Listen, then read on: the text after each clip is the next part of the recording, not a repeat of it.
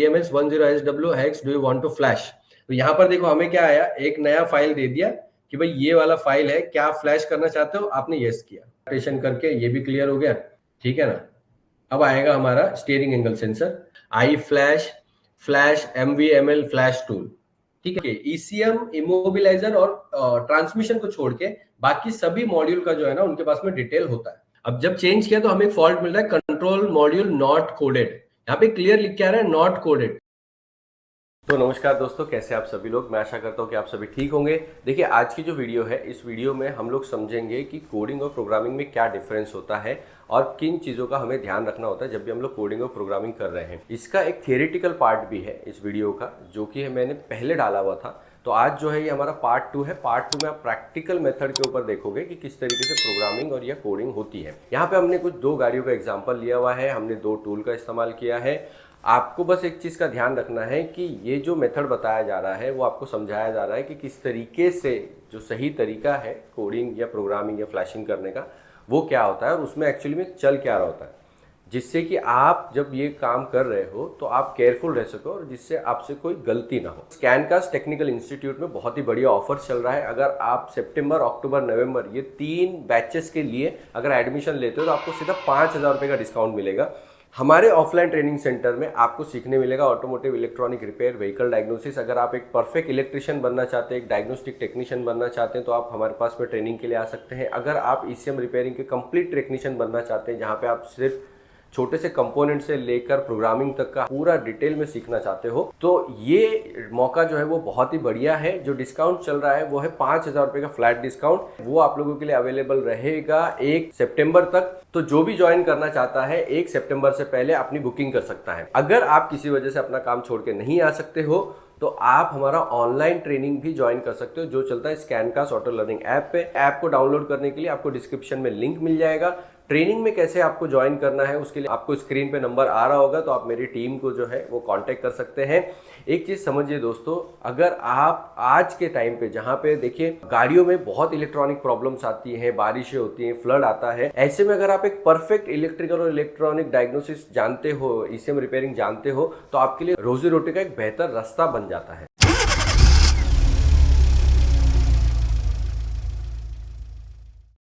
हम लोग एक वीडियो जो है वो कोडिंग वाली देखेंगे और कोडिंग और इनिशियलाइजेशन वाली देखेंगे, और दूसरी हम लोग फ्लैशिंग या प्रोग्रामिंग वाली देखेंगे, जिससे आपको आइडिया आ जाए कि अगर आपको ये सब पता है, जो आज की हमारी ट्रेनिंग हुई है, अगर आप ये सारी चीजें ठीक से समझते हो तो उसके बाद में आपको सिर्फ क्या चाहिए, एक कंपैटिबल टूल चाहिए होता है, और वो कंपैटिबल टूल आपका बढ़िया तरीके से काम करना चाहिए। इसके अलावा आपको और कुछ नहीं चाहिए। ठीक है, चलिए। तो यहाँ पे ये एक वीडियो है जिसके अंदर कोडिंग होगी, प्रोग्रामिंग नहीं होगी, याद रखिए। और कोडिंग के बाद कुछ इनिशियलाइजेशन होंगे। ठीक है, तो मैं स्टेप बाय स्टेप आप लोगों को एक्सप्लेन करता हूं। ये आपका VW का ब्रांड है। VW के अंदर कोडिंग का भी ऑप्शन आता है और प्रोग्रामिंग का भी ऑप्शन आता है। यहाँ पे हम लोग जो है ना कोडिंग देख रहे हैं। ठीक है, और VW, ऑडी, स्कोडा, इनके अंदर जो कोडिंग है उसको लॉन्ग कोड कहते हैं जनरल तौर पे, और वो भी ऑनलाइन ही होती है, ऑफलाइन नहीं होती है। ठीक है ना।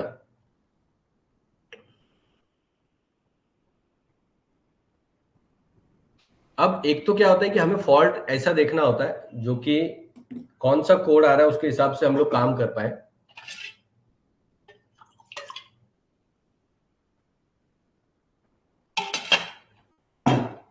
देखिए यहां पे एक चीज है कि अगर आप देख पा रहे हो तो ब्रेक इलेक्ट्रॉनिक में, तो यहां पे हम लोग ये हमने ABS का कंट्रोल मॉड्यूल चेंज किया है। अब जब चेंज किया तो हमें फॉल्ट मिल रहा है कंट्रोल मॉड्यूल नॉट कोडेड। यहाँ पे क्लियर लिख के आ रहा है नॉट कोडेड। तो हम लोग क्या करेंगे, इसकी कोडिंग करेंगे। और कोडिंग करना आसान है, कोई मुश्किल काम नहीं है। याद रखिए, बस याद रखिए कि आपका जो टूल है वो सपोर्ट करना चाहिए उसको। ठीक है,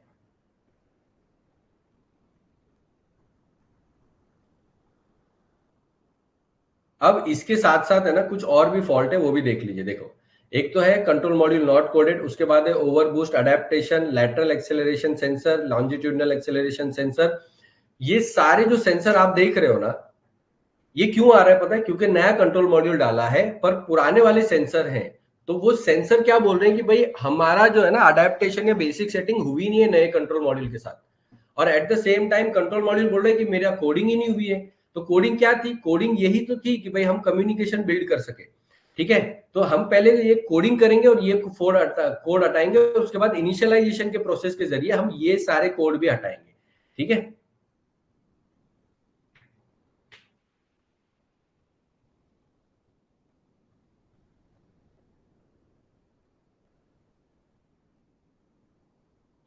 तो बहुत सारे यहाँ पर आपको, अब देखिए यहाँ पर क्या है, ऑनलाइन फंक्शन में ऑनलाइन कोडिंग। जैसे मैंने आपको बताया, एक तो आपका वाईफाई कनेक्ट होना चाहिए। यहाँ पर देखिए वाईफाई कनेक्टेड है, आई होप आप लोगों को दिखाई दे रहा है। ठीक है, सॉरी।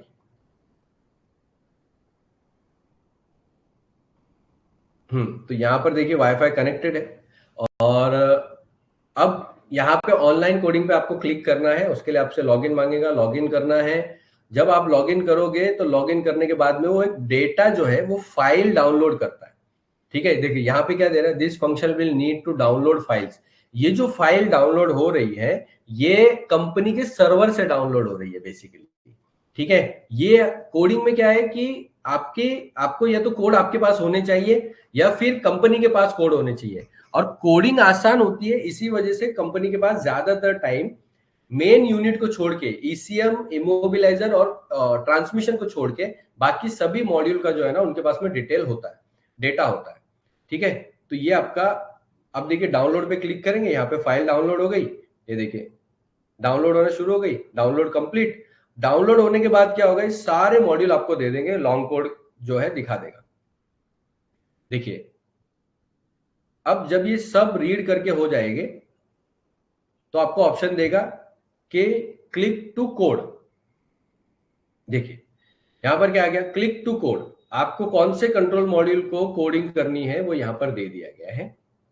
अब यहाँ पे एक चीज और आप देखोगे, अगर आपको कोई आके कोडिंग और प्रोग्रामिंग के नाम पे बेवकूफ बनाता है और बहुत सारे पैसे लेके चले जाता है, और वो आपको एक और एक क्या है ना कि जो लोग नए होते हैं ऑटोमोबाइल में, उन्हें क्या लगता है कि ये कोडिंग प्रोग्रामिंग जो वही है जो कोई आईटी का बंदा बैठ के सॉफ्टवेयर बनाता है। ऐसा नहीं है, ये सारा टूल का काम होता है। ठीक है, बस उसका मेथड जो है वो एक तरीके का है, इसलिए उसको ऐसा बोलते हैं।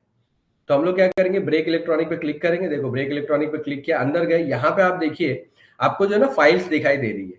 ये जो फाइल है ये सर्वर पे से आई है, और बस ये उठा के हमको जो है ना कोडिंग कर देनी है, बस सिंपल। यहाँ पे बहुत सारी फाइल दिखाई दे रही है। अभी कौन सी फाइल जो है इसके लिए है मुझे नहीं पता है, तो मैंने रैंडमली कोई भी एक फाइल चूज की और वो मैंने अडेप्ट कर दी, कोड कर दी। और उसके बाद में चेक करते हैं कि भाई कोड जो है हमारा जो फॉल्ट है वो गया कि नहीं गया।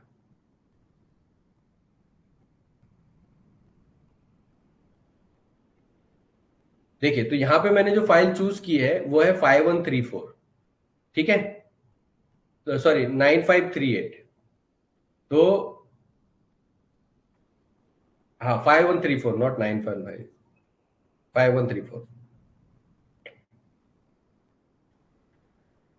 अब ये जो प्रोसेस है ना, वीडब्ल्यू में सिंपल होता है, कुछ गाड़ियों में वो बफरिंग करेगा करेगा करेगा करेगा, थोड़ा टाइम लेता है। लेकिन इन सारी गाड़ियों में ये बहुत सिंपल होता है कि coding has been successfully carried out, यानी कि आपका कोडिंग जो है वो सक्सेसफुल हो गया है। इसके बाद में जब आप आगे जाते हो तो आपको फॉल्ट डिलीट करके देखना होता है कि फॉल्ट गया है कि नहीं गया। ठीक है, अब देखिए यहां पर हुआ क्या है, पहले हमारा जो फॉल्ट बन रहा था वो बन रहा था कंट्रोल मॉड्यूल नॉट कोडेड। क्योंकि हमने यहाँ पर एक फाइल डाली, क्योंकि वो फाइल से हमें ये नहीं पता था कि भाई ये करेक्ट फाइल है या नहीं है। वो फाइल हमने डाल दी, तो यहाँ पर क्या लिख के आया, कंट्रोल मॉड्यूल इनकरेक्टली कोडेड, यानी कि ये जो कोड आपने डाला है वो गलत कोड है। ठीक है, इसमें भी कंट्रोल मॉड्यूल डेड नहीं हुआ है, क्योंकि ये कोडिंग कर रहे हैं हम लोग, हमने इनकरेक्ट डाल दिया, हम लोग दूसरी डाल देंगे। ठीक है, तो हम लोग जाके अब दूसरी डालेंगे, क्योंकि ये कोड तो गया नहीं अभी तक। सेम ब्रेक इलेक्ट्रॉनिक में जाएंगे और कोई दूसरी फाइल चूज करेंगे। यहाँ पे हमने 7215 सेलेक्ट कर लिए, पहले हमने 5134 सेलेक्ट की थी। तो coding has been successfully carried out. ये याद रखिए, आप जो फाइल सेलेक्ट करोगे वो फाइल उस पर चढ़ गई। ठीक है, अब देखिए वीडब्ल्यू में ना ऐसे फाइल आपको दिखाई देती है, लेकिन बाकी हर गाड़ियों में कोडिंग करते हुए फाइल आपको दिखाई नहीं देती। तो इसका मतलब ये नहीं है कि आपको चूज करने का ऑप्शन नहीं आ रहा है, वो समझ लीजिए कि जो उसके लिए सही है वो डाल देते हैं। ठीक है,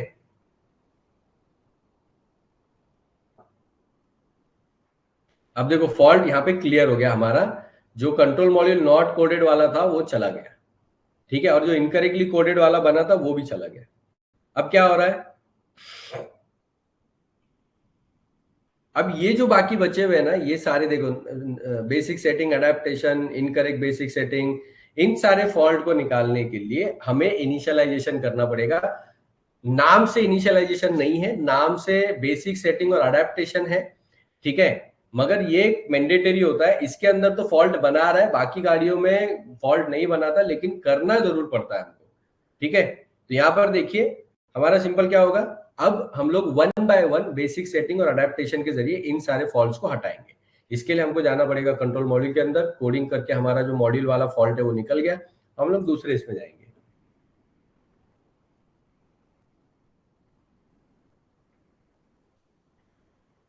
ठीक है, फिर से हम लोग चले जाएंगे, देखिए हम लोग इसके अंदर आ गए, अडेप्टेशन में गए। तो अब अडेप्टेशन में हमें कौन से चैनल पे क्या दिखाई दे रहा है, यहाँ पे दिख रहा है देखो, तो सिक्योरिटी एक्सेस है, एक्सेस परमिशन कोड यहाँ पर आपको दिखाई दे रहा है।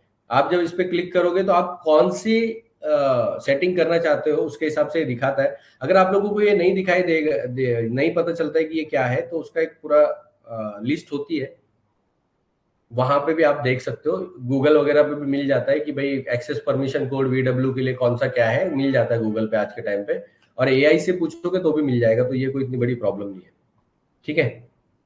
तो जैसे कि एग्जांपल के तौर पे यहाँ पे हम लोग डाल रहे हैं 40168, लॉगिन सक्सेस हो गया। अब आप जाएंगे बेसिक सेटिंग के अंदर, बेसिक सेटिंग में रीड बाय लिस्ट कर लीजिए। सबसे पहले क्या कर रहे हैं, adjustment of rotation rate lateral longitudinal sensor, ठीक है।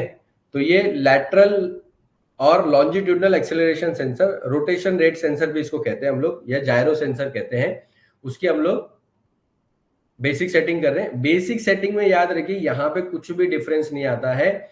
यहाँ पे आपको जब आप क्लिक करोगे ओके करके, तो एडजस्टमेंट, सेंसर एडजस्टमेंट, आपको एडजस्ट पे क्लिक करना है और ये बस आपको ओके दिखा देगा। जैसे ही ओके दिखाया आपका प्रॉब्लम सॉल्व हो गया, पीछे जाइए, फॉल्ट डिलीट कीजिए, वो फॉल्ट आपका निकल चुका होगा, ठीक है। और इसी तरीके से वन बाय वन हम लोग बाकी के सारे भी फॉल्ट को इरेज कर देंगे। तो देखो वो वाला फॉल्ट जो है हमारा चला गया। अब हमारा दूसरा वाला फॉल्ट पे हम लोग जा रहे हैं। हर बार आपको एक्सेस परमिशन लेना ही पड़ेगा, तो मैं इसको थोड़ा सा स्किप करता हूँ। आई थिंक इसको मैंने पहले पोस्ट रिपेयर डायग्नोसिस वाली क्लास में भी कवर किया था, ठीक है। वन बाय वन आप सारा ये देखोगे कि बेसिक सेटिंग में गए और एक एक डिलीट किया। देखो अब सिर्फ 3 बच गए और लास्ट में बचेगा हमारा स्टीयरिंग एंगल सेंसर, ठीक है। देखो तो अब ओवर बूस्ट अडेप्टेशन आ गया, ओवर बूस्ट अडेप्टेशन करके ये भी क्लियर हो गया, ठीक है ना। अब आएगा हमारा स्टीयरिंग एंगल सेंसर। तो स्टीयरिंग एंगल सेंसर में कुछ चीजें एक्स्ट्रा ऐड हो जाती हैं। तो यहाँ पे आप जब जाते हो तो इसका भी जो एक्सेस परमिशन है वो 40168 रहेगा। एडजस्टमेंट ऑफ स्टीयरिंग एंगल 060, ये देखिए आपका स्टीयरिंग लेफ्ट और राइट करना है आपको, फुल लेफ्ट और फुल राइट। अभी देखिए यहाँ पर आपको लाइट दिखाई दे रही होगी, ट्रैक्शन की भी लाइट दिखाई दे रही है और बाकी भी लाइट दिखाई, यहाँ पर ओके आया और जैसे ही आप राइट और लेफ्ट करोगे यहाँ से ये लाइट निकल जाएगी आपकी, ठीक है। देखिए लाइट चली गई, ओके हो गया, ठीक है। और इस तरीके से हमारे जितने भी फॉल्ट कोडिंग अपना कंट्रोल मॉड्यूल चेंज करने के बाद बने थे, वो सारे के सारे हमने इरेज कर दिए।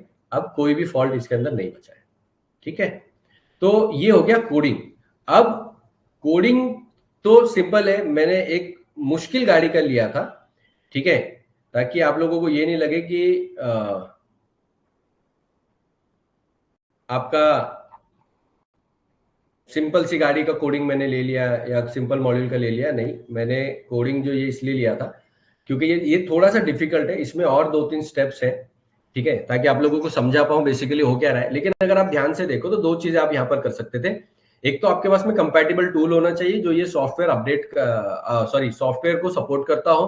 दूसरी एक चीज हमको जरूरी यहाँ पर हो जाती है और वो ये होता है कि आपका जो सॉफ्टवेयर जिस पे आप काम कर रहे हो वो आपके क्या कहते हैं, वो आपके इंस्ट्रक्शंस आप फॉलो करो, वो आपको स्टेप बाय स्टेप बता रहा है, उसके हिसाब से आप फॉलो कीजिए, ठीक है। तीसरी चीज आपके पास ट्रेनिंग होनी चाहिए। चलिए तो अभी हम लोग क्या करते हैं, हम लोग अभी प्रोग्रामिंग एक मैंने बनाया था, कि प्रोग्रामिंग क्या होती है, या फ्लैशिंग वाला जो एक ये है प्रैक्टिकल वीडियो, उस पे मैं आप लोगों को एक्सप्लेन करता हूँ, ठीक है ना। ओके, तो यहाँ पे ये महिंद्रा की फ्लैशिंग, अब देखिए एक चीज समझिए, चाहे महिंद्रा की फ्लैशिंग हो चाहे बीएमडब्ल्यू की प्रोग्रामिंग हो, इन दोनों में मेजर कोई डिफरेंस नहीं है, ठीक है। जो मेजर डिफरेंस बस इस बात का है कि यहाँ पे आपको फाइल दिखाई दे जाती है, वहां पे फाइल नहीं दिखाई देंगी, बस इतना ही फर्क है। और महिंद्रा की प्रोग्रामिंग जो है या फ्लैशिंग जो है, आज आप किसी भी टूल से कर सकते हो, लेकिन प्रीमियम गाड़ियों के लिए वो कंपैटिबल टूल होने चाहिए, उनकी जो रिक्वायरमेंट है वो फुलफिल होनी चाहिए, ठीक है। चलिए मैं थोड़ा पॉज कर करके आप लोगों को एक्सप्लेन करूंगा। आई होप मेरी जो स्क्रीन है वो आप लोगों को दिखाई दे रही है।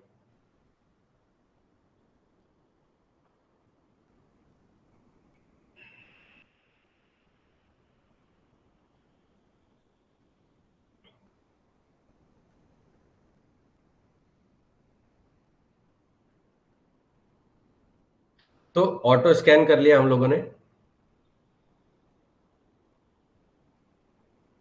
यहाँ पर देखिए ECU फ्लैशिंग जो लिखा हुआ है, this is your programming Mahindra के अंदर, ठीक है, प्लीज इस चीज को याद रखिए। उसके बाद आता है आपका ECM पूछा उसने।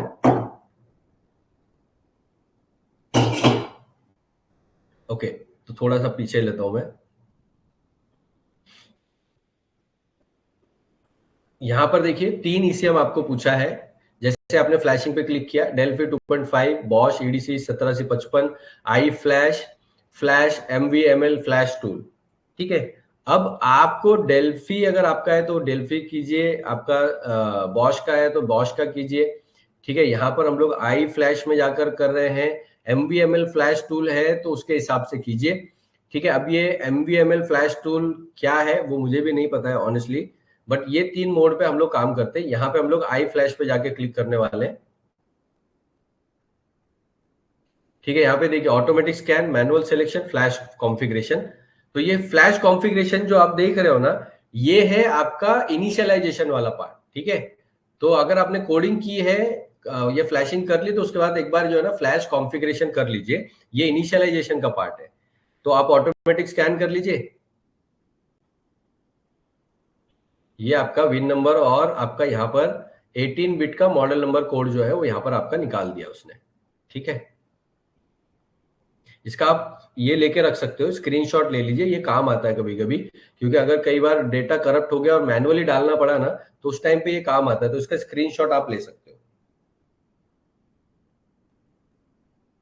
तो ये आपका व्हीकल देखिए यहाँ पर ले लिया उसने।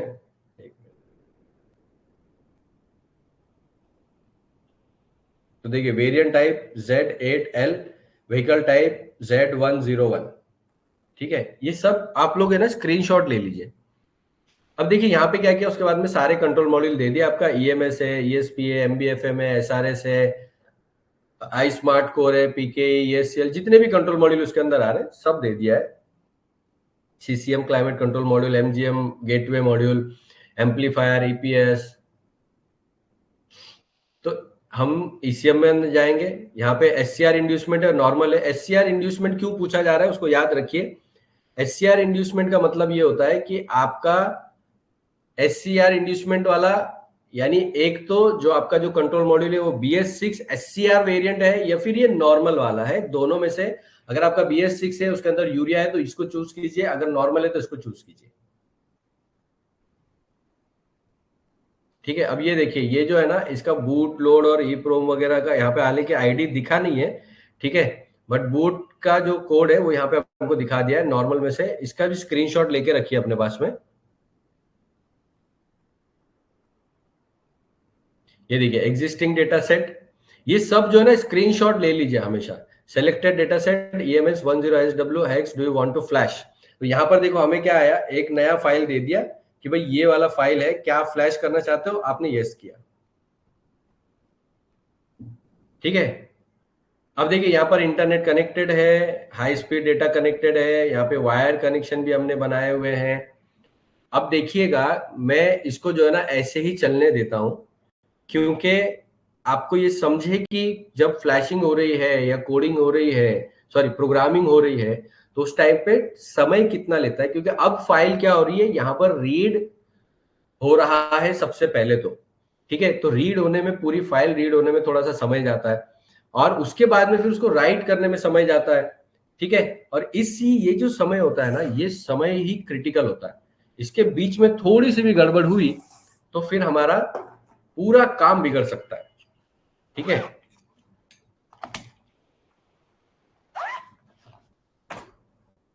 देखिए, अब मैं इसको कंटिन्यू ये नहीं कर रहा हूं, थोड़ा हल्का फुल्का भगाता हूं। तो ये देखिए, ये अभी ऑलरेडी इसको 1-1.5 मिनट हो गया है। हाँ, तो यहां पर क्या हुआ कि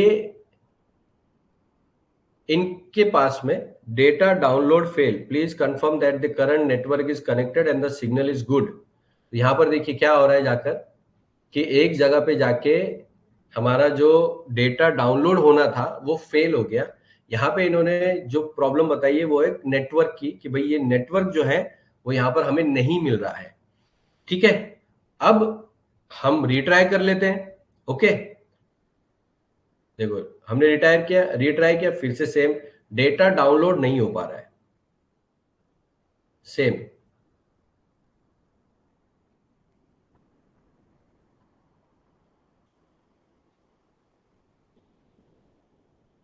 अब देखिए, जैसे ही बैक किया, बैक करने पे इसने कितना समय लिया बैक होने में, देखिए। तो हम फिर से बैक जाते हैं, XUV 500 हमने मॉडल के हिसाब से सेलेक्ट कर लिया।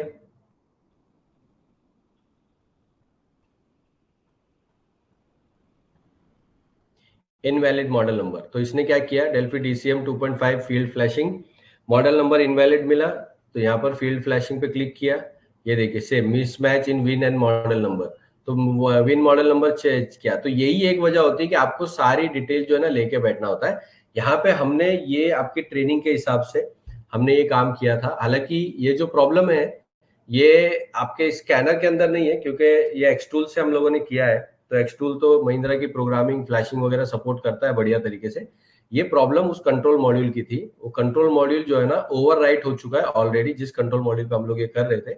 यानी इससे पहले उसमें बहुत बार जो है ना प्रोग्रामिंग की जा चुकी है ट्रेनिंग के दौरान, जिसकी वजह से अब वो प्रोग्रामिंग नहीं ले पाता है, ठीक है। उसकी लिमिट जो है वो खत्म हो गई। तो यहाँ पे देखिए, ECU फ्लैश पे गए हम लोग, डेटा, ये देखिए आपको सारा डेटा जो है यहाँ पर, आपको please the select the file.